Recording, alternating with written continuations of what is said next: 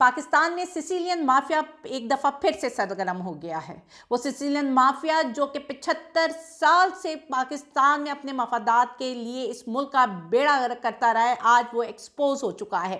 وہ سیسیلین مافیا جسے ہمیشہ سے کمپنی کی سپورٹ تھی، کمپنی ہمیشہ ان دو خاندانوں کو آگے لے کر آتی رہی۔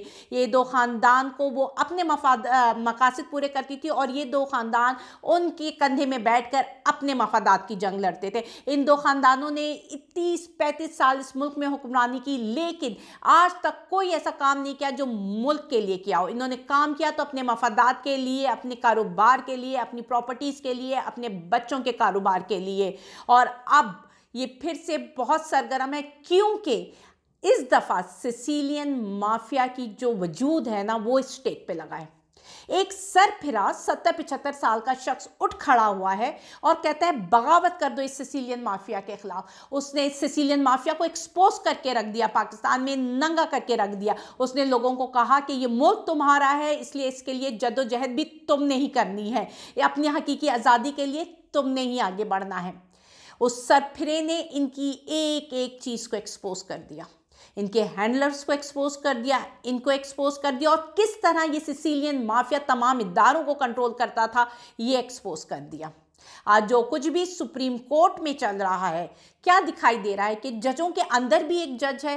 ہم نے جو سنی تھی نا کہانی، اگر میں آپ کو تھوڑا سا بتاؤں کہ لوڈو کھیلتے ہیں نا تو جب کوئی بندہ ہار رہا ہوتا ہے تو وہ چیٹنگ کرنے کی کوشش کرتا ہے، تو کبھی گوٹی غائب کرتا ہے، کبھی ڈائس غائب کرتا ہے تاکہ نا دھیان ادھر ادھر ہو جائے اور وہ اپنی چال چل سکے۔ آج جو سپریم کورٹ میں ہوتا رہا ہے وہ کیا تھا؟ ایک شخص آتا ہے عرفان قادر صاحب، پھر وہ کہتے ہیں میں جا رہا ہوں، وہ ناراض ہو گئے۔ پھر جو الیکشن کمیشن کا وکیل ہے وہ اپنی قسم کے دلائل دے رہا ہے، اور سب سے بڑھ کر یہ جو یو ٹرن مندو کھیل نے لیا ہے نا کہ کل وہ بڑی آئین کی بات کرتے رہے اور کہتے رہے کہ یار آئین کی کسی کو پرواہ نہیں ہے، تو آج جو وہ کرتے رہے تو ان سے سوال بنتا ہے کہ آئین کی آپ کو پرواہ ہے؟ کل آپ بڑے کھلے الفاظ میں کہہ رہے تھے کہ آئین میں لکھا ہے 90 دن میں الیکشن ہونے چاہیے، اور آج آپ الیکشن کی بات ہی نہیں کر رہے۔ آپ کی سوئی اڑ گئی ہے 3-4-2-4-3-2 کے بعد پہ، ٹھیک ہے کہ نہیں جی فیصلہ یہ تھا، جبکہ چیف جسٹس صاحب کہہ رہے ہیں کہ یہ چیمبر کا معاملہ ہے اور ہمارے چیمبر کے معاملات آپ یہاں ڈسکس مت کریں۔ لیکن یہ وہی مندو خیل ہے نا جن کا اختلافی نوٹ جو ہے وہ چیف جسٹس کے پاس پہنچنے سے پہلے ہی وہ جو فاروق صاحب ہے، فاروق ایچ نائک صاحب، ان کے پاس پہنچ جاتا ہے۔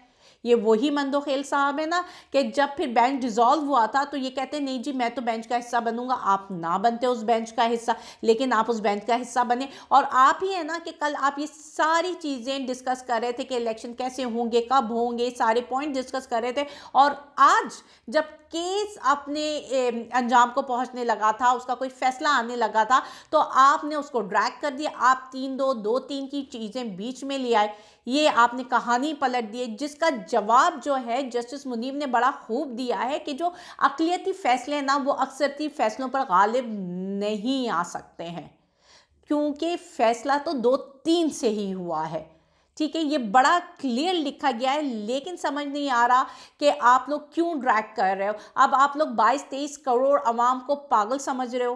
مندو خیل صاحب میں یہ پہلے بھی بتا چکی ہوں، یہ تاریخ لکھی جا رہی ہے، اور جس طرح آپ لوگ کام کریں گے آپ لوگ کا نام اسی طرح لکھا جائے گا۔ تاریخ اب کسی کو بھی معاف نہیں کرنے والی ہے۔ یہاں پہ جو سیسیلین مافیا سرگرم ہو گیا ہے، اگر آپ لوگ اس کا پریشر لیتے ہو تو آپ اس ملک کے ساتھ زیادتی کرتے ہو۔ کل سیسیلین مافیا نے جو تماشا لگایا پارلیمان میں کھڑے ہو کر، جس کو آپ بڑا مقدس سمجھتے تھے، وہاں پہ جو لینگویجز یوز کی گئی ہیں، چاہے وہ رانا ثناء اللہ ہو، چاہے مریم اورنگزیب ہو، چاہے وہ مولوی صاحب دین کے علم بردار جو ہیں ان کے بیٹے، انہوں نے کیا زبانیں استعمال کی ہیں، ججز کے لیے کیا زبانیں استعمال کی ہیں۔ یہ آپ ہمارے لیڈر ہیں، لیڈر تو وہ ہے جس نے کل تقریر کی تھی، جس نے کل بتائی تھی باتیں آپ لوگوں کو، لیکن ہمارے ملک کا جو تماشا لگ رہا ہے نا، یہ وہ پوائنٹ ہے جہاں پہ میک اور بریک والی بات کر لیں۔ پاکستان کی سلامتی اس کے آئین کی سلامتی ہے یا پھر سب تباہ ہے؟ یہ ہم تاریخ کے اس حصے میں، اس دہرائے میں کھڑے ہوئے ہیں جہاں آپ یا تو کھائی میں گرو گے یا بچ جاؤ گے، لیکن فیصلہ آپ لوگوں نے کرنا ہے، کیونکہ عوام اپنا فیصلہ کر چکی ہے۔ عوام کو کلیئر ہے کہ اس نے آگے کس طرح بڑھنا ہے۔ کل جو ہے جو عدالتی اصلاحات کا بل پیش کیا گیا ہے، اس بل میں آپ کہہ رہے ہیں کہ اس پہ क्या आप मैसेज कन्वे करना चाह रहे हो। उसमें वो कह रहे हैं कि जी जो सो मोटो है उसका मकसद तो सिर्फ यही है ना कि चीफ जस्टिस के हाथ पांव बांध दिए जाए और वो कुछ ना कर सके। किसी भी अदारे का चीफ का क्या मकसद होता है कि वो देखे कि डेकोरम डिसिप्लिन कायम है उस इदारे में। ये होता है हर इदारे में। एक क्लास में भी एक मॉनिटर रखा जाता है, कोई 10 मॉनिटर नहीं रखे जाते, कोई बोर्ड ऑफ डायरेक्टर नहीं होता हर चीज़ का। तो अगर आप आज इस इदारे के कह रहे हो कि चीफ नहीं होना चाहिए बल्कि 2-4 जजेस को मिलकर करना चाहिए, मतलब कि आप उसका ओहदा खत्म कर रहे हो, तो फिर तो ये हर इदारे में लागू होता है। फिर ये फौज में भी लागू होता है कि चीफ ऑफ आर्मी स्टाफ को आप हटाकर 3-4 जनरल को बिठाओ और वो मिलकर फैसला करेंगे। इसी तरह नैब का चेयरमैन भी एक नहीं होना चाहिए, 3-4 चेयरमैन को चेयरमैन होने चाहिए जो मिलकर फैसला करें। इसी तरह इलेक्शन कमिश्नर का एक कमिश्नर नहीं होना चाहिए, 3-4 को कमिश्नर होने चाहिए जो मिलकर फैसला करें। इसी तरह हर अदारे पर लागू होगा। तो आप ये किस सिमत में मुल्क को लेकर जा रहे हो? सिर्फ और सिर्फ अपने मफादात को हासिल करने के लिए। जहां आपको लगता है आप फंस चुके हो, यहां से कोई राह फरार नहीं है, वहां आप कहते हो कि जी कानून ला दो, और आप कानून को देखते भी नहीं हो, आप सहमत भी नहीं करते हो कि कानून में लिखा क्या है। अभी जो आप अदालती फैसला ला रहे हो इस पर अजहर सदीक हैं, जो उन्होंने बड़ा क्लियरली एक कोट की है। वो कहते हैं कि 191 से ज़्यादा अहम है कि कौमी असेंबली आर्टिकल 70 में दी गई फेडरल लेजिस्लेटिव 4th शेड्यूल के अलावा कोई बिल पास नहीं कर सकती। और FLL पार्ट 1 में साफ लिखा है except supreme court, except supreme court, मां सवाए सुप्रीम कोर्ट, यानी कि पार्लियामेंट सुप्रीम कोर्ट के इख्तियार और दायरा कार पर कोई बिल पास नहीं कर सकती।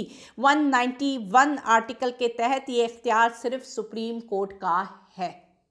उन्होंने मेंशन कर दिया है। आप बस हबड़ दबड़ में काम किए जा रहे हो कि बस कुछ ही तरह से कर लें, मामला लटक जाए, इलेक्शन लटक जाए, फिर हम आगे सोच लेंगे कि क्या करना है। इसी बीच में आप जब ये कायमा कमेटी का आप ये मंजूर भी करवा देते हो बिल, और इसका क्या अंजाम होगा वो भी हम देखेंगे। क्योंकि अभी तो जिस तरह आप मुल्क को लेकर जा रहे हो उसमें यही कहा जा सकता है कि हर शाख पे उल्लू बैठा है, अंजाम गुलिस्ता क्या होगा। फिर हमारी जो मरियम औरंगजेब है वोट खड़ी होती है और एक करारदाद दे देती हैं, उसमें करारदाद में कहती है कि जी इलेक्शन कमिश्नर के इख्तियारात के उसमें ना कोई ना बोले। हाँ, सुप्रीम कोर्ट के इख्तियारात में आप उंगलियां उठा सकती हो, उसको उसके हाथ पांव बांध सकते हो, लेकिन जी इलेक्शन कमिश्नर जो है वो एक खुद मुख्तार इदारा है। बाकी कोई इदारा खुद मुख्तार रहे ना रहे, लेकिन उसका भी खुद मुख्तार होना ज़रूरी है। फिर दूसरी बात कहती हो कि इलेक्शन जो है सारे मुल्क का इकट्ठे हो, तो फिर आप तो इस्तीफा दे दें, डिजॉल्व कर दें असेंबली, पूरे मुल्क में हो जाते हैं। क्योंकि अवाम तो इलेक्शन मांग रही है, क्योंकि वो तंग आ चुकी है सिसिलियन माफिया के जुल्मों सितम से, इस जबर से जो आप कर रहे हो।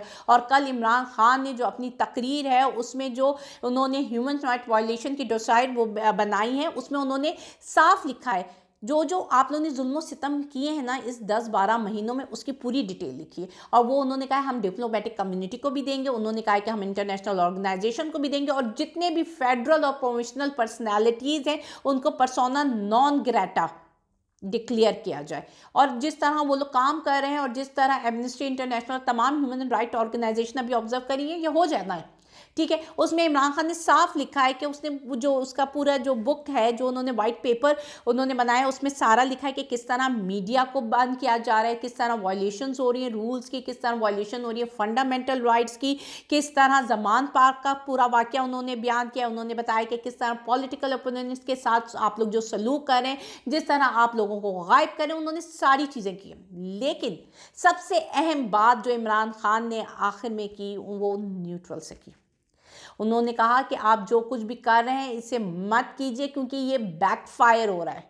लोग डर नहीं रहे हैं बल्कि उल्टा और खड़े हो रहे हैं। इसलिए उसने मशवरा दिया है कि आप कोई अपनी डायरेक्शन चेंज कर लें, और ये वक्त है कि आप अपनी डायरेक्शन चेंज कर लेंगे तो थोड़ी इज्जत बच जाएगी। क्योंकि लोग खड़े हुए, आपका हर चीज़ बैकफायर हो रहा है, खौफ के बुत टूट चुके हैं। आप लोगों को गायब कर दो, आप उनको मार लो, जेल में भर लो, लेकिन जब वो वापस आते हैं तो उनमें और जज्बा होता है। पहले हम ये समझा करते थे कि जेल से आने वाले बंदा हाँ क्या हो गया, क्या करके आया था, लेकिन आप कोई जेल से आता है तो उसको तो इस तरह ट्रीट किया जाता है जैसे कोई हीरो बनकर आए। तो आपकी जितनी भी पॉलिसीज़ हैं, चाहे वो डर खौफ की पॉलिसीज़ हों, चाहे वो दो खानदानों को आगे लाकर कानून साजी में हो, जो कुछ भी आप कर रहे हैं वो बैकफायर कर रहा है। इसलिए बेहतर है कि आप अपनी डायरेक्शंस बदल लें। शुक्रिया।